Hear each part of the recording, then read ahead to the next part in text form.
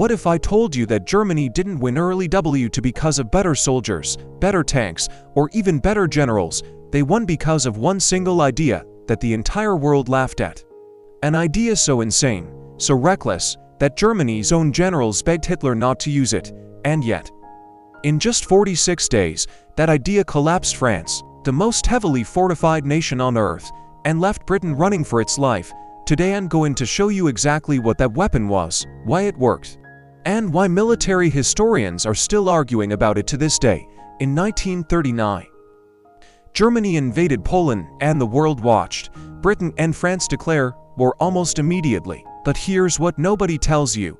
For the next 8 months, almost nothing happened. Soldiers sat in trenches, generals shuffled papers, politicians gave speeches. History calls it the phony war. And during those 8 quiet months, France was doing something that made every military expert in the world confident. France was preparing. France had the Maginot Line, a 280-mile wall of steel and concrete buried into the earth, with underground railways, hospitals, and artillery that could fire 200 rounds per minute. France had more tanks than Germany. France had more soldiers on the Western Front than Germany. France had Britain standing beside her.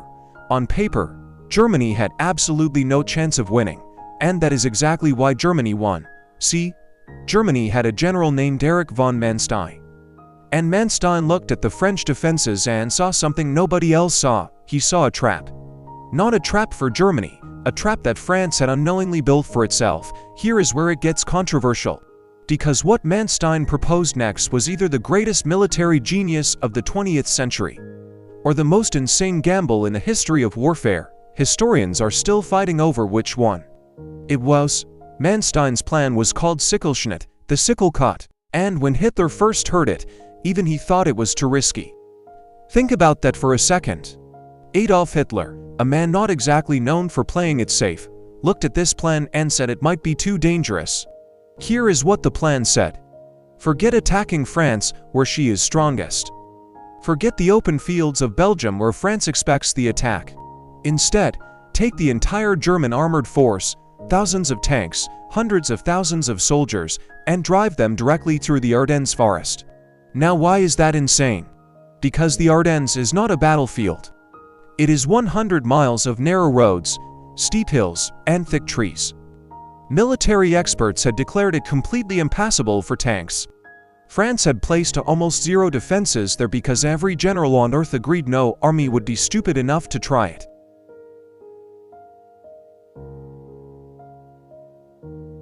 And what happened next is one of the most shocking moments in military history. While France and Britain sent their best armies north into Belgium to meet what they thought was the main German attack, thousands of German tanks quietly pushed through the Ardennes in a traffic jam that stretched 100 miles long. French reconnaissance planes spotted it, reports, and up the chain of command, and French generals looked at those reports and decided they must be wrong, because everyone knew it was impossible. By the time France realized what was happening, it was too late. German tanks broke through the Ardennes, raced to the English Channel, and cut the entire Allied army in half from behind. France's best soldiers were trapped in Belgium with no supply lines and no escape route. Britain desperately evacuated 338,000 soldiers from the beaches of Dunkirk in fishing boats and pleasure cruises, just to save them from total destruction. And 46 days after Germany launched its attack, France surrendered, the most heavily defended nation in Western Europe, with more tanks and more soldiers, was completely destroyed in a month and a half. Now here is the part that nobody talks about. The secret weapon was not the tanks, it was not the aircraft, it was not even the plan itself. The secret weapon was speed. Germany invented something called Blitzkrieg, lightning war. And the core idea was terrifyingly simple. Don't stop, never stop. Traditional armies in WW1 would advance, then wait for supplies, then advance again. Blitzkrieg said forget that. Keep moving so fast that the enemy never has time to think, never has time to regroup, never has time to understand what is happening to them. German commanders were given authority to make decisions on the spot without waiting for orders from above, while French generals were sending messages up the chain of command and waiting for approval. German tank commanders were already 50 miles ahead of where anyone expected them to be. France was not defeated by superior firepower. France was defeated by a military machine that moved faster than the human brain could process information. And here is the most disturbing part of this entire story.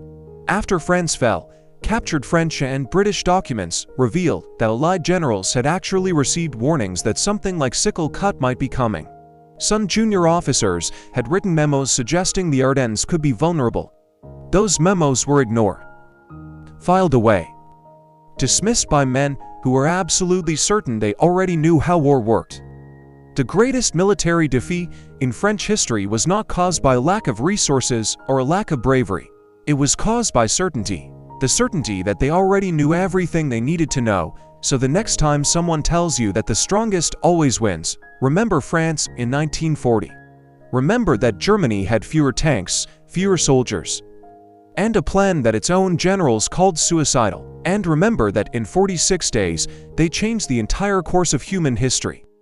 Not because they were stronger, because they were willing to do what everyone else said was impossible. If you want to see what happened next, how Britain survived alone against Germany for an entire year, watch the next video. Because what Churchill did after Dunkirk is even more unbelievable than what you just heard.